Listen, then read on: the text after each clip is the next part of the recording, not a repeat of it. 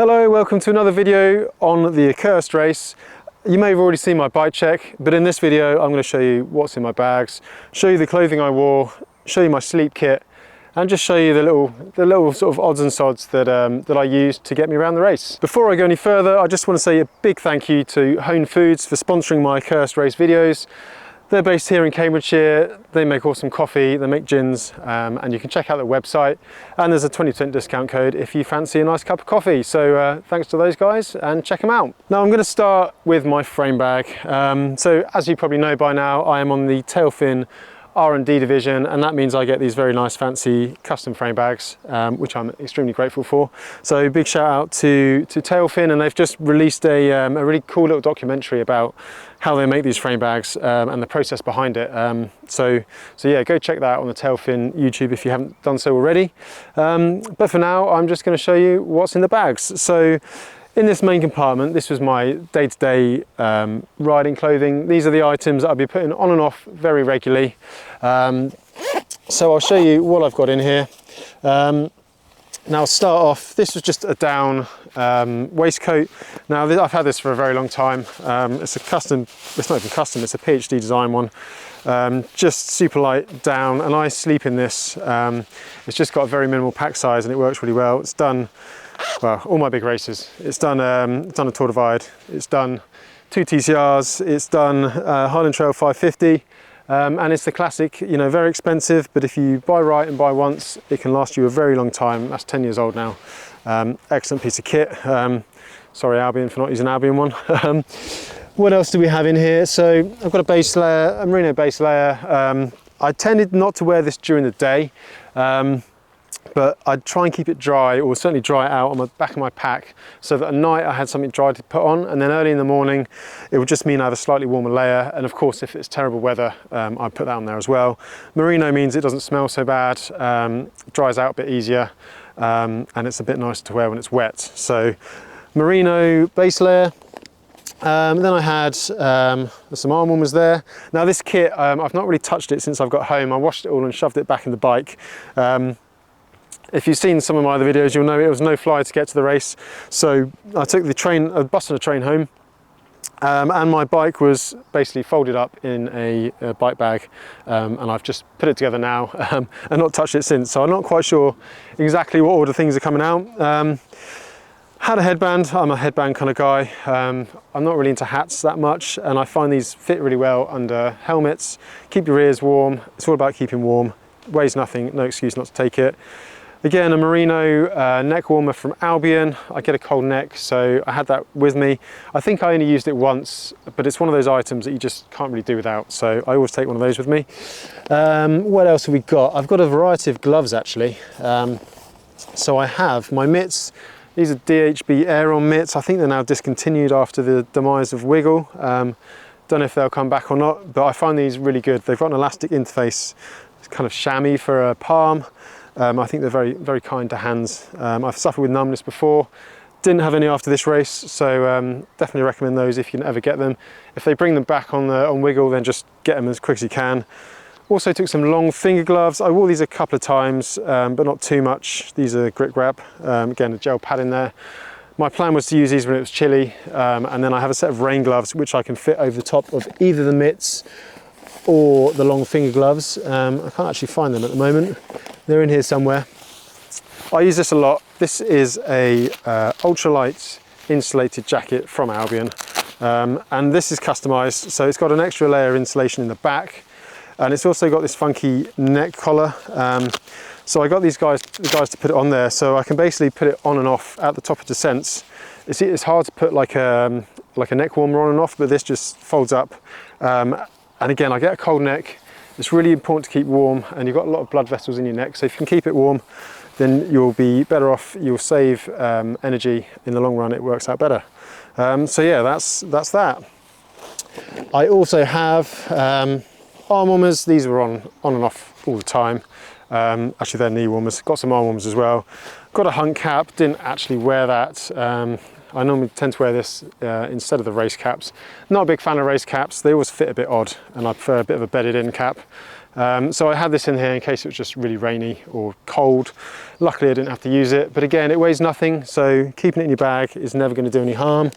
I had some toe warmers, didn't have to use them, but again, if it was really bad weather, this just keeps your toes from going numb. These are Gore ones, again, weigh nothing, they just fold up in the bottom of your bag. No real excuse not to have them. And I also had this Albion Pertex gilet or wind vest. This is really good. I tended to keep it in the back pocket of my cargo shorts. So I was wearing the new Albion jersey and some cargo shorts. I'd thoroughly recommend them. Plenty of pockets, plenty of places to put stuff. The rear pocket in the cargo shorts, I pretty much kept this in there all the time. So when it was really hot and sweaty, I didn't have a base layer on, I just had my jersey. And then I just put this on descents if it was going to be chilly, or it could be almost like half an hour descending at times. So you want to keep your core warm, keep the cold out. So yeah, that was excellent. And then I also had some spare clothes in here. So I don't even know what's in here, hopefully it's clean. But I had a spare pair of shorts, some spare socks. Oh look, I found some dirty shorts. So these were the first pair of shorts I had. I had horrendous. I had 2 pairs of shorts with me. Again, Albion cargo shorts. These need to go in the wash as soon as I get home. So yeah, I carried a second pair. It was a 6-day race. I did 4 days and then changed them. And I also had some spare socks in here. These are the old ones. These are the socks I started with, bit of a biohazard. The socks I finished with didn't make it past the finish line bin. They were horrendously smelly. And to be honest, those have had better days too. But I kept those in a dry bag. And that also gave me a change of clothes. So if I was soaking wet, I could put on some dry shorts and go to bed. And it worked really well. So that is everything in the main frame compartment. Now in the lower compartment of the frame bag, this is where I tend to keep my spares, things like the pump and anything you need to repair a tyre. So in here I have this little crank brothers pump. Again, this has done plenty of events with me now. Haven't had to use it too much, but it does work really well when you need it to. I've got some spare sealant. If you cut a tyre and lose a load of sealant, sometimes you need to top it up. So I always carry a little thing of Doc Blue. Just in case. And then there's a bag. Now this has got tools in it, so things like I've got a little Leatherman in there. I've got some boots, tyre boots in case I cut the sidewall, spare brake pads, sintered ones, 2 sets of brake pads, spare hanger, proper chain tool, loads of little things like that, chain link tool. It's not the lightest toolkit in the world, but when you need it, and you know, it's worth having everything you need to keep you going in a remote area. As well as that, I've got 2 inner tubes in here, and I've also got a spare gear cable. Now onto the top tube pack. This is Tailfin's Excellent flip top one. In here, well, I actually had this in my frame pack, but I used it to disassemble the bike. So that's a fabric multi-tool. Again, you can't buy these anymore, but they've got a ratchet on them. Which makes it really, really useful for getting into small bolts. Heavier than a normal tool, but when you need to repair something and you're tired, it's got to be easy. So I take that with me. And then I've got things like sunscreen, pseudo creme, which I didn't use. It's bad if you have to use pseudo creme. Lip salve. I get really dry lips. Squirt chain lube. I took a couple of these. There's about half left. So yeah, apply lube regularly. I've got a tyre plug.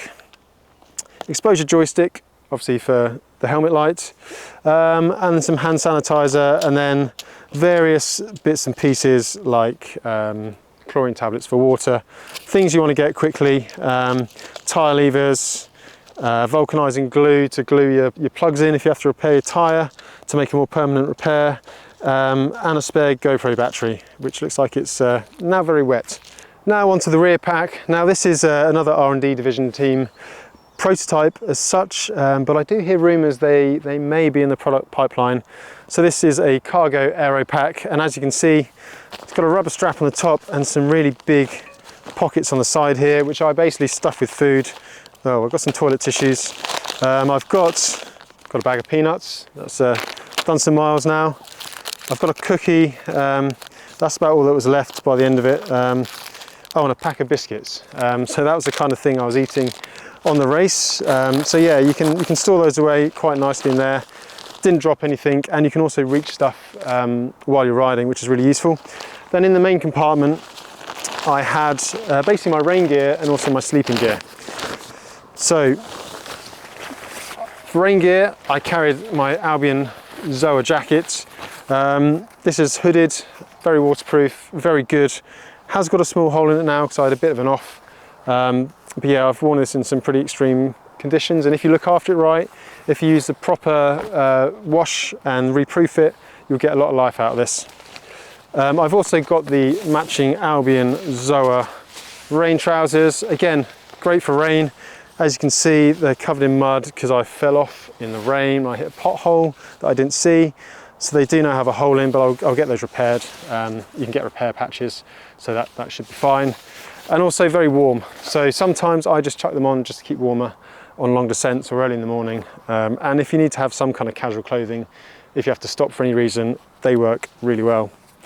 I've also got my sleeping stuff. Oh, I found some gloves. These rain gloves, Descent 133 rain gloves. These usually sit in the main pocket there. For some reason, they've ended up in the back.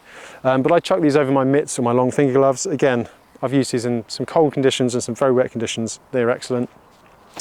Sleeping bag in a dry bag. This is a PhD design custom sleeping bag. Super lightweight, goes down to 6 degrees. It was perfect for this race. I slept out in the open in it most nights and was warm enough. I took a outdoor research bivvy it's a hoop bivvy with a pole. I didn't actually use it. I didn't actually get in it. I used it for a ground sheet a couple of times. So in hindsight, I could have taken a lighter bivvy, but to be honest, I'd rather just err on the side of caution. You know, if you're stuck out in the middle of nowhere and it's tipping it down with rain, you need somewhere to get into, and I like having the space above my head. So yeah, that's kind of a go-to for me. I've also got my Thermarest Neo Air full-length sleeping pad. This is one with the foil baffles in, so it's a bit warmer. I've had this 10 years, it's still going. Same old story, you spend your money well and look after your gear, it will last a long time. And yeah, I think I first used this in 2013, so it's done a lot of trips with me, seen a lot of things, and definitely money well spent. The final thing I've got in here is a cargo vest from Albion. Now I actually started the race with this, and I wanted to take it with me because the rules stipulated you need to have high vis for riding at night, and I also normally take a folding backpack. So this kind of ticked both boxes. I started riding with it on the first day, I had a bit of food with me, but eventually I ended up not using it. I just kept it in the back there, but it was good to know I had it if I needed to stock up at a resupply. So yeah, that was really useful. Now you may also notice that I've got this pannier on the side. Now I didn't actually use this for the race, but because it was no fly, I used the panniers to take all my stuff before the race, and I had to ride out to the start from the ferry in Durrës, about 100k. So I had my casual clothes and things. I had one on each side, and I also carried a folding bike bag, which was required to take bikes on the train. So I used this really cool, it's called a pocket bike bag from Sycon. It was 50% off in the sale, so I got that, and it worked really well actually. So I put the bike in it 3 or 4 times on various trains and buses, and it was actually really useful. So that was in the side pocket as well as casual clothes, a few spares and things like that. And I just had the tail fin arch with a mount on there. So I raced with these mounts, slightly heavier, but for practical use, it was excellent. So there we go, that is all the gear that I used for the Accursed Race. It worked really well. I kept warm, I kept dry, slept comfortably. I think it's a very safe pack list. You could definitely go lighter, but I'm at the stage now where I'm not really willing to take too many risks with pack lists. My bike was relatively heavy compared to Alex and Adrian, who were ahead of me, but I'd rather have that confidence of knowing I've got everything I need. So yeah, hopefully that was useful. Thanks for watching. Again, check out Hone Coffees for that 20% discount. Give us a like and subscribe, and check out some more videos on the Accursed Race.